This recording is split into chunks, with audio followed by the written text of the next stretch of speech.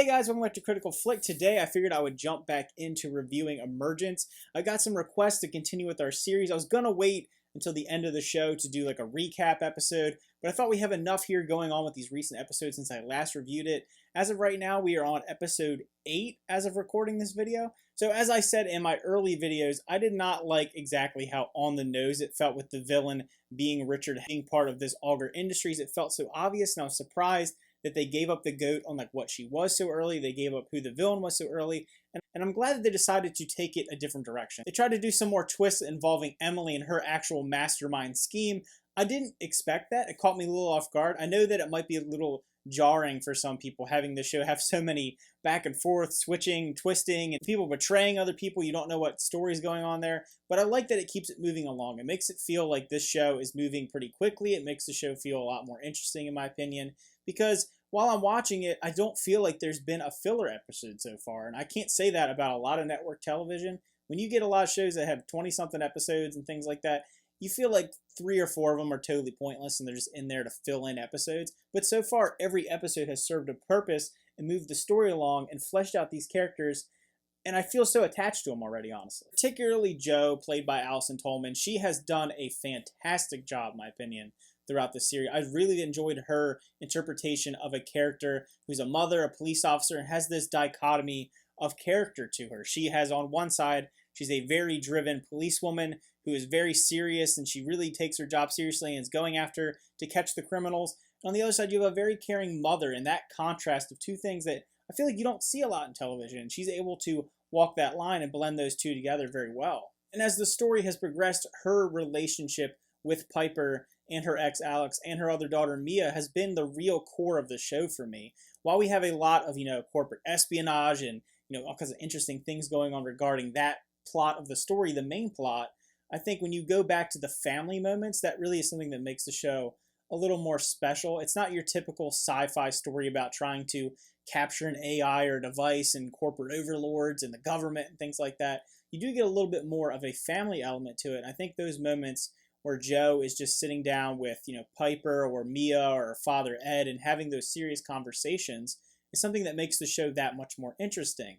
And in particular, in the few episodes we've seen since I last reviewed it, you're realizing that Ed wants to get off of his chemotherapy. He's finally, fully embraced the fact that, the cancer is kind of taking him and he can't do anything about it. And that scene between Jo and Ed when he's talking about him getting off of chemotherapy was one of the more powerful scenes in the show. I know we have a lot of sci-fi moments and over-the-top action, but I think the human element of this show and the human relationships between Jo and her family are the strongest thing here. And speaking of human element, we have Emily, who seems like this, unredeemable, like twisted human being who's just troubled because of her past.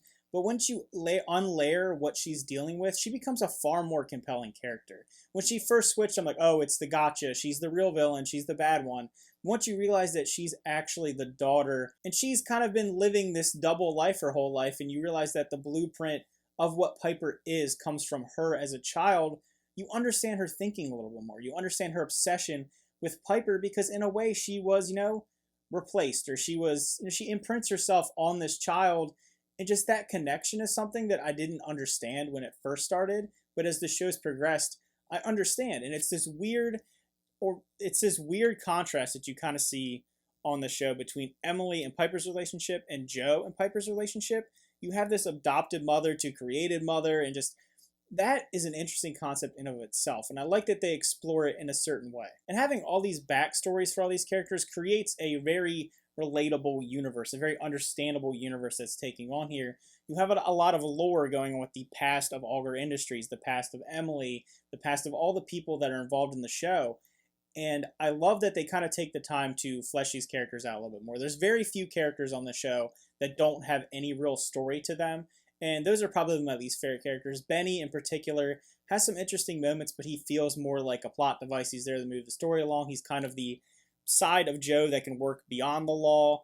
Then you also have Jo's partner, and he just kind of is there to be the police officer. He has a comedic relief element to him, and I like that. Like I said in previous episodes, the comedy of this show is also very well done, in my opinion. It doesn't feel overbearing, because I feel like sometimes on network television in particular, they feel like they need to hit the laughs. They think it's the thing that keeps the audience coming back because comedies do so well generally. So trying to make a dramatic show sometimes leans a little too heavily on comedy, but I think this one has a pretty decent blend, particularly with Joe. I think Alison Tolman's performance is very endearing, and her little quips really build to her personality. The comedy works with the personality of the character. It doesn't feel like something that's inorganic or forced in by the script writers. And overall, it's a pretty tight script, especially when it comes to Joe's character. Another aspect of the show that I'd like to talk about that I've touched about in previous reviews is the production design and kind of the overall soundtrack and atmosphere of the show.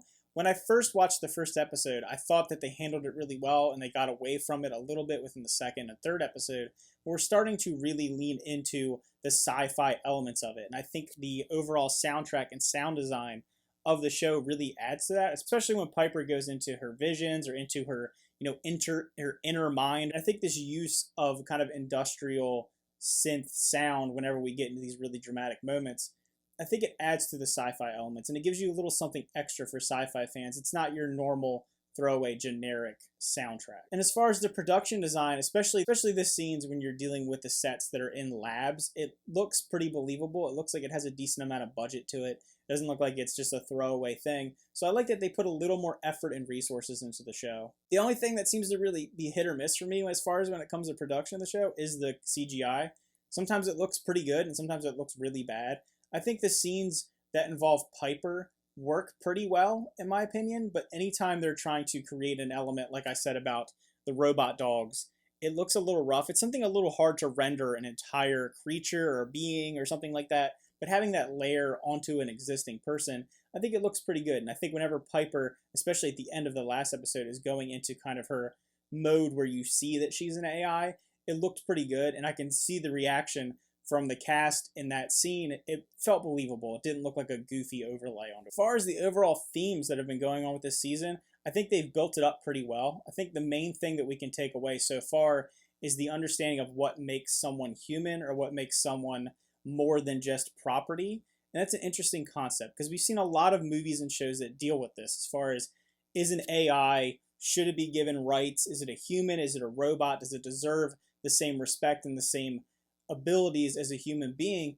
I mean, whether you're dealing with something like Ex Machina or iRobot to some extent, this show kind of skirts that line of it being a child, and it's building that bond. And if you don't know what it is, does it matter? And that's an interesting concept in and of itself.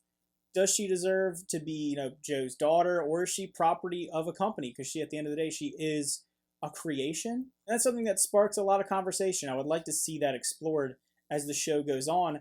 Are they going to push the envelope as far as what can be done when it's dealing with, is AI worthy of the same rights as a human being? One last aspect of the show that's been progressing as we've gone on that I'd like to talk about is Alex and his relationship with Piper and Joe.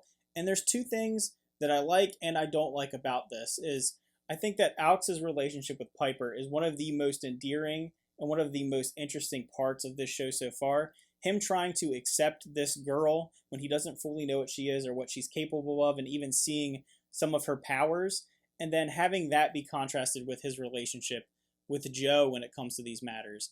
And it's a little back and forth because I don't fully understand the reality of Joe and Alex's relationship, because being someone who is from, my parents got divorced, they don't act like divorced parents. Maybe that's not like a common thing, or maybe I'm misconstruing it from my own personal beliefs, but when you see them together, I don't understand their history, and maybe I would like to see that explained a little bit more. They both seem like they both love each other, they both care about each other, they have the same goals and interests, so what is holding up there? And maybe we'll see that a little bit more, because I think Joe's past is something that I would like to see explored a little bit more. She talks about her dealings with abandonment, and that adds to her really strong feelings towards Piper.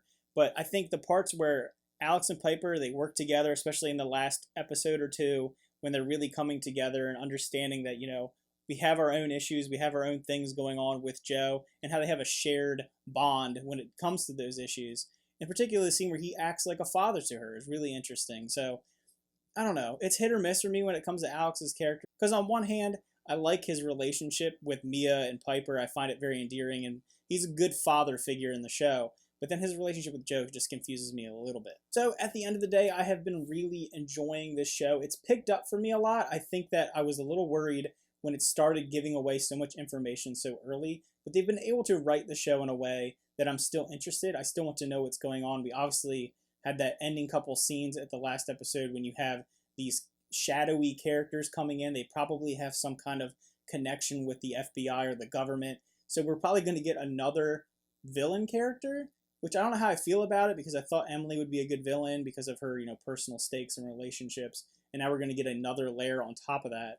So I don't know. It's kind of interesting that they're trying to get this all out in the first season. I'm hoping that it gets picked up for a second season, because the way that it's written right now, I think it would be really hard to continue the story after the next 10 or so episodes. All right, guys. Thanks for watching. Remember to like and subscribe. And sorry for talking so long about the show, rambling a little bit about it. It's been a long time since I've talked about it, and there's been a lot to cover when it comes to these characters. Let me know, what is your favorite character or your favorite storyline in Emergence so far this season? I have to say, I think that Allison Tolman as Jo has been really carrying the show for me. She's the main reason why I keep coming back to watch. I think she gives a really relatable and enjoyable performance as Jo. But let me know what you think. Comment down below. Remember to like and subscribe, and see you next time.